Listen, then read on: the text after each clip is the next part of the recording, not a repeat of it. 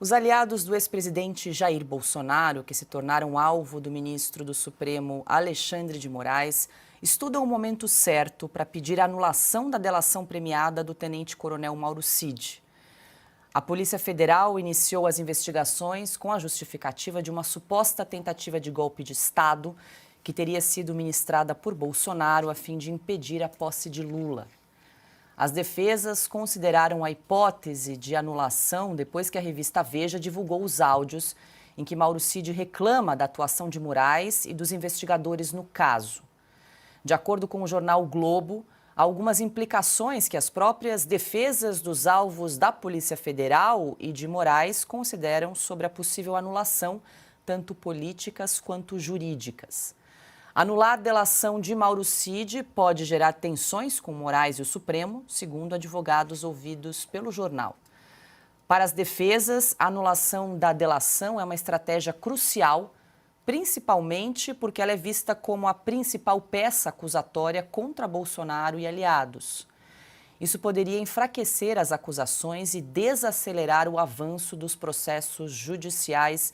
Piotr, essa novela aí de Mauro Cid está bastante confusa e temos aí o aspecto político e também o aspecto jurídico mais técnico dessa questão. O fato é que se ele infringiu as regras ali do acordo de colaboração premiada, deveria anular toda a delação que foi feita dos últimos 6, 7 depoimentos que ele prestou. Até o momento não foram anuladas, não foi anulado o acordo de delação premiada, ele segue na mesa. Mas aí, por que Mauro Cid segue preso, então? Obstrução de justiça é difícil entender. Anulação não é um assunto novo aqui em OS Sem Filtro. A gente está falando sobre vários desses inquéritos que estão no Supremo, alguns em que a PGR se manifestou de forma contrária, que reclama da legalidade ou da institucionalidade de todo o processo. Seria muito natural, como a gente está vendo agora nessa notícia, que as defesas comecem a olhar para essa possibilidade. É muito comum um réu mudar de opinião, mudar a versão se ele está sendo acusado de alguma coisa. Ele tem esse direito, inclusive. Aí ele não é restringido esse direito. Bom, pode ser que em algum momento se coloque ali, se pegue ali contradições e tudo mais e ele perca, por exemplo, a credibilidade. Mas naquele áudio vazado, ele desmente muita coisa. Na verdade, acusa, inclusive, a Polícia Federal de coação, de uma pressão que não faz sentido dentro do sistema republicano e, pior ainda, contraria, inclusive, uma crítica que fez, na verdade, traz essa crítica também à Polícia Federal, que fez o ministro Gilmar Mendes em relação à Lava Jato, onde a gente viu, os vídeos todos estão lá, os advogados tinham cópia do depoimento, a Ana citou agora sobre o direito à cópia do depoimento. Tudo isso na Lava Jato foi questionado e chamado de tortura pelo ministro Gilmar Mendes. Disse que aquela operação era coisa de pervertidos, para usar as expressões exatas do ministro Gilmar Mendes. Quando o Mauro Cid, o vazamento daquele depoimento, daquele telefonema que ele conversava com alguém, nada disso ainda foi esclarecido. No dia seguinte é chamado novamente a Polícia Federal, é decretada novamente a sua prisão, porque ele estava em cautelar e permanecendo em casa, apesar de usar tornozeleira eletrônica. Ou seja, do ponto de vista político, isso sempre foi nebuloso. O que os advogados estão vendo agora é que, do ponto de vista jurídico, há uma série de brechas. E uma lei aplicada, ela não pode deixar dúvida jurídica, ela tem que ser consistente. E consistência jurídica é exatamente o que a gente não está vendo numa série desses inquéritos, a começar de inquéritos que não terminam nunca.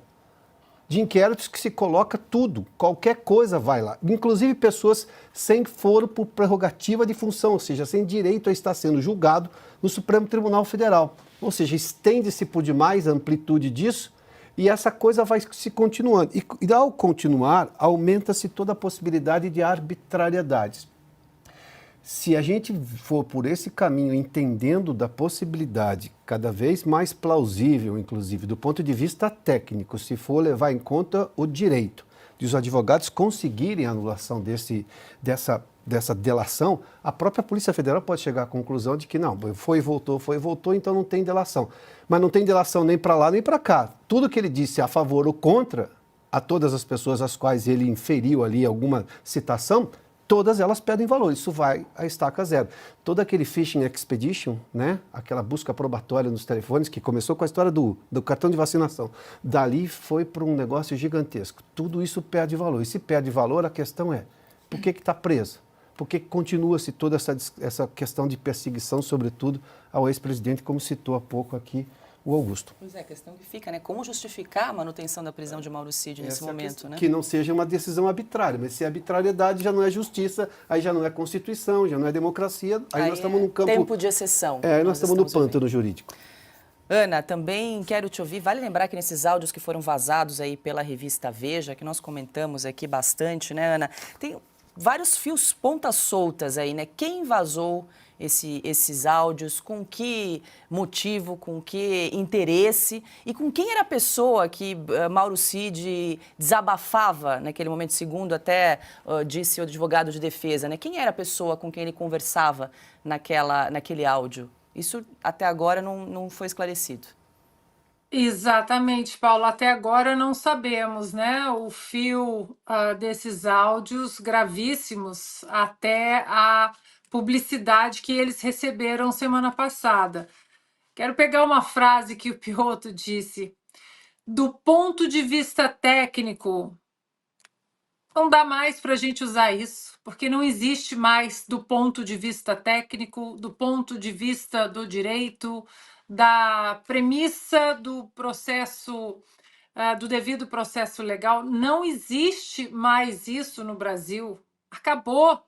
Não existe mais o processo legal, não existe o respeito ao ordenamento jurídico, não existe mais o ponto de vista técnico. E não adianta se são advogados mostrando isso, jornalistas, né, como nós mostramos aqui, embasados em opiniões de grandes juristas, ou de professores constitucionalistas, ou da própria PGR, do Ministério Público, que já mostrou que vários indícios e várias provas usadas, por exemplo, agora na prisão do Felipe Martins, são provas muito fracas usadas pela Polícia Federal. A PGR já disse também que o ex-deputado Daniel Silveira tem que ser solto. E não acontece nada, Paula. Alexandre de Moraes continua dando de ombros para todo mundo, para Senado, para jurista renomado, para a Constituição, inclusive para o Supremo Tribunal Federal. Então, acho que já estamos além da hora do ministro Barroso, que é o presidente do Supremo Tribunal Federal, do decano Gilmar Mendes, de salvarem o que ainda há de ordenamento jurídico no Brasil, porque o Alexandre de Moraes, a passos largos, vai desmoralizando a instituição Supremo Tribunal Federal de uma maneira alucinante e alucinada. Uma instituição que é tão importante para a nossa República. O Barroso tem nas mãos a chance de tentar reverter tudo isso que o Alexandre de Moraes está fazendo como o grande imperador do Brasil, o dono das leis, o dono da Constituição, que ele reescreve quase que diariamente. Rodrigo Pacheco já mostrou que não vai colocar nenhum processo de impeachment contra inconstitucionalidades de ministros como o Alexandre de Moraes, já mostrou que entrou na onda de proteção às ilegalidades que Alexandre de Moraes comete. Agora, Barroso e Gilmar Mendes, eles têm essa obrigação. Os outros ministros ali do Supremo Tribunal Federal têm a obrigação de levantar todas essas questões que estão sendo colocadas de maneira caótica, eu diria, para a nossa República e para o nosso país, porque nós não vamos aguentar isso. A instituição Supremo Tribunal Federal é uma instituição importantíssima e está sendo desmoralizada como nunca antes visto nas páginas da nossa história. Lembrando, mais uma vez, o que o Deltan Dallagnol disse numa recente entrevista. as delações da Lava Jato, muito criticadas por muitas pessoas, né, por jornalistas agora alinhados, né, achando lindo essas delações forçadas. As delações da Lava Jato, elas foram filmadas, foram gravadas, horas e horas e horas são encontradas no YouTube, nas redes sociais. E onde estão as imagens das delações de Mauro Cid? O que de fato foi perguntado para ele ou foi encaminhado para que ele dissesse? Isso precisa vir a escrutínio público. Augusto, quero te ouvir, mas antes, só para reforçar para quem está nos acompanhando e para quem também está chegando agora, a questão da delação de Mauro Cid é o tema da capa aí da Revista Oeste dessa semana, o golpe morto do STF, texto assinado por J.R. Guzzo, e ele diz, aqui num trecho do texto, né, um brilhante artigo, mais um, do mestre J.R. Guzzo, ele diz o seguinte, aspas, a delação que deveria ser anulada continua valendo porque é contra Bolsonaro, mas o delator volta para a situação em que estava antes de delatar. Essa é a situação aí de Mauro Cid, que ficou 4 meses preso, prestou um acordo aí de delação, de colaboração premiada com a Polícia Federal e na semana passada, então, voltou à prisão. Vou pedir licença para me estender um pouco mais sobre a figura do Alexandre de Moraes, que eu escrevi de novo sobre o ministro e o comportamento dele nesta edição da Revista Oeste. Eu começo dizendo o que eu já disse aqui. Ele não sabe o que é viver sob uma ditadura e não sabe, portanto, a diferença entre ditadura e democracia. Ele tinha 10 anos quando o AI-5 foi revogado. Ele não sabe. Ele tinha 21 anos quando pôde votar já para presidente da República. Ele tinha tudo isso aí. Às vezes data dito destino. Por quê? Porque tanto o AI-5 quanto o Alexandre de Moraes nasceram em 13 de dezembro de 1968. Ele, com 10 anos, você não sabe nada do que está acontecendo. Você não sabe se é uma ditadura ou não é. Ele tinha 16 quando o Tancredo Neves foi eleito no colégio eleitoral presidente da República. Ele não sabe, portanto, o que é uma ditadura. Ele só acompanhou o golpe de Estado, eu cobri alguns. Ele acompanhou o golpe de Estado pela televisão. Nunca viu de perto. Não sabe, portanto, que é uma ditadura. E está, em nome da democracia, destruindo a Constituição.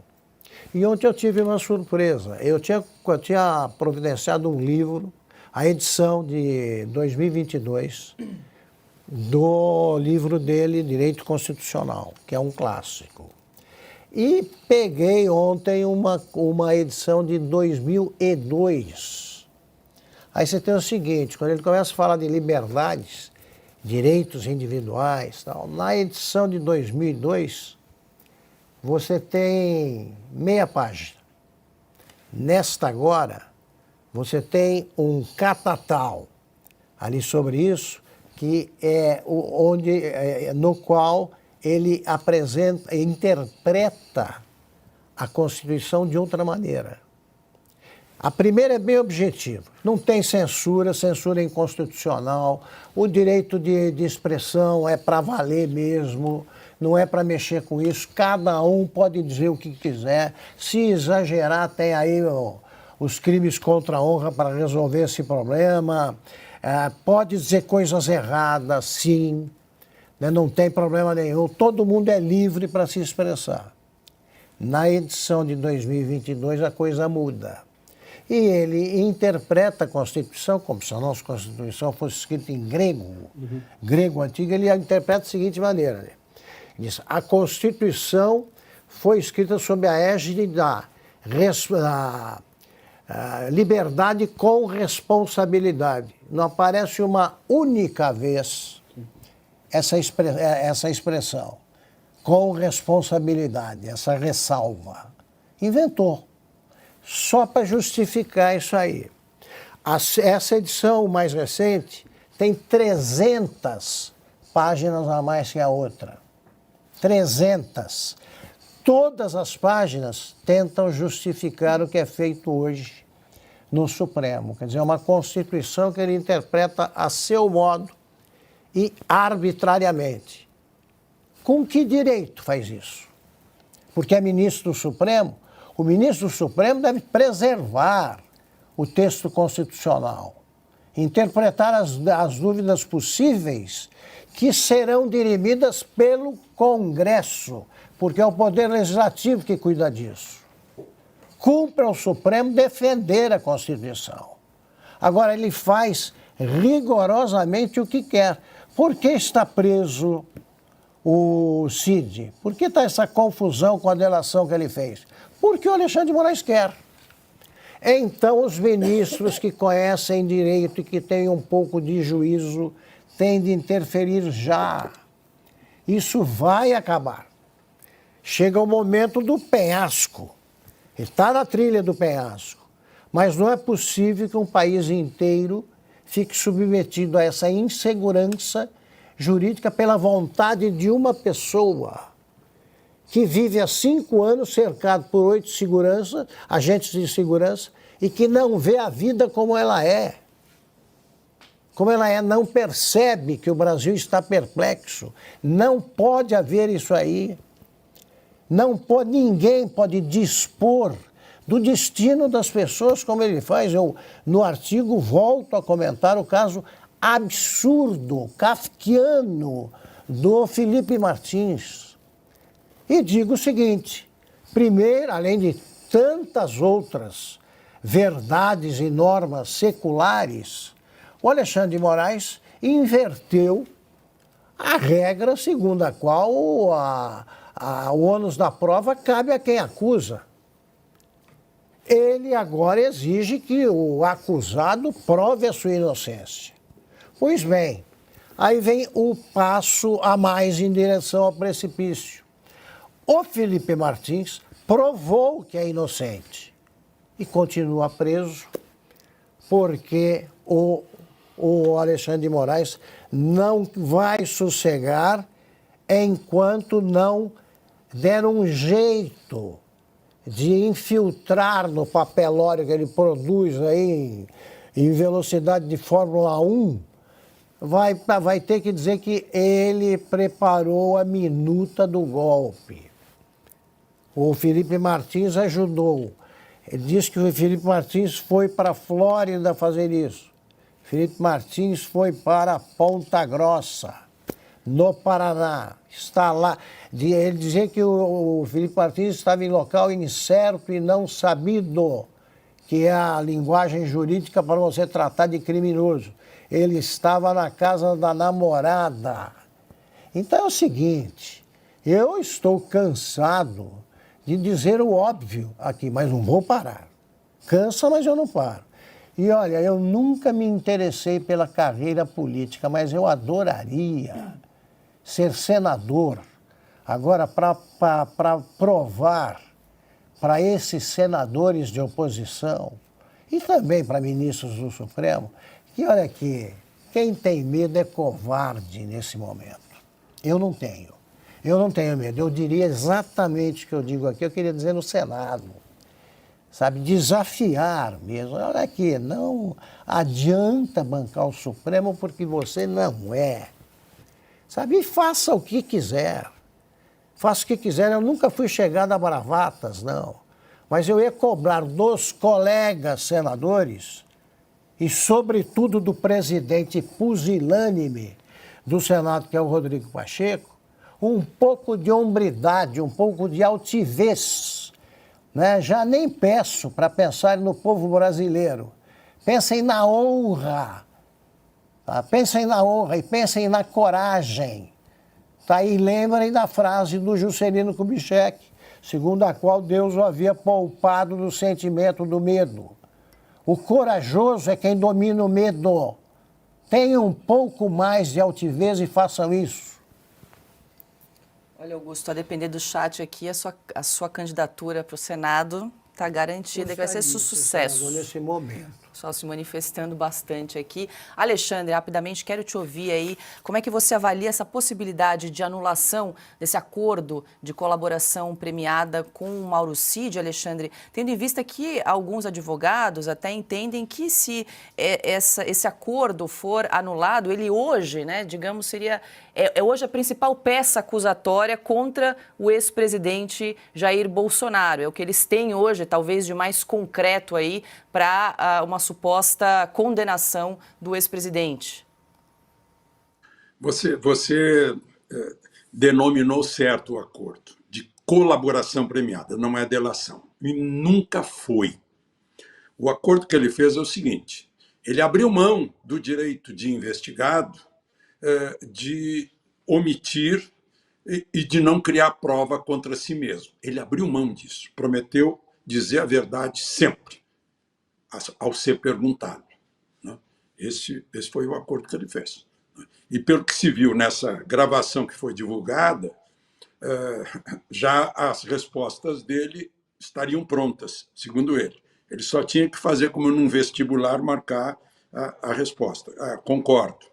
Concordo. Ele não concordou com coisas feitas. Segundo a narrativa dele, feita através do telefonema, todo mundo quer saber o que foi. Eu faço as pessoas lembrarem um pouquinho daquela história do escorpião e o sapo. O sapo pediu carona, o escorpião pediu carona para o sapo para atravessar o rio. Lá no meio do rio, os dois morreram afogados porque o escorpião ferrou o sapo perguntou, mas vamos morrer? O escorpião disse, é da minha natureza. Ou seja, ele desabafou com uma pessoa, provavelmente a pessoa não perguntou para ele se podia gravar, e gravou. Provavelmente não perguntou para ele se podia divulgar, e divulgou. E se ele reclamasse, a pessoa diria, é da minha natureza. Bom, eu queria falar de outro militar agora, vocês não me perguntaram, mas eu conheço o general Richard Nunes há uns 6 anos. E eu não encontro motivo algum para achar que ele tivesse uma segunda intenção na nomeação do delegado Barbosa. Ele quis nomear, assim, o delegado Delmir Gouveia, que o ajudou muito na Maré. Tinha pedido uma lista de 5 nomes para o Serviço de Inteligência do Exército, ou seja, o órgão do CIEX, lá no Rio de Janeiro, no Comando Militar do Leste, forneceram uma lista de 5. Ele convidou o delegado Delmir Gouveia. O delegado Delmir Gouveia disse que não ia aceitar para ser chefe de polícia. O número 2 era o delegado Barbosa. Ele assuntou, viu que tinha bom nome, a família de Marielle achava que seria ótimo, né? E aí ele foi nessa, sem outra segunda intenção. Apenas queria deixar registrada a minha impressão a respeito do general Richard.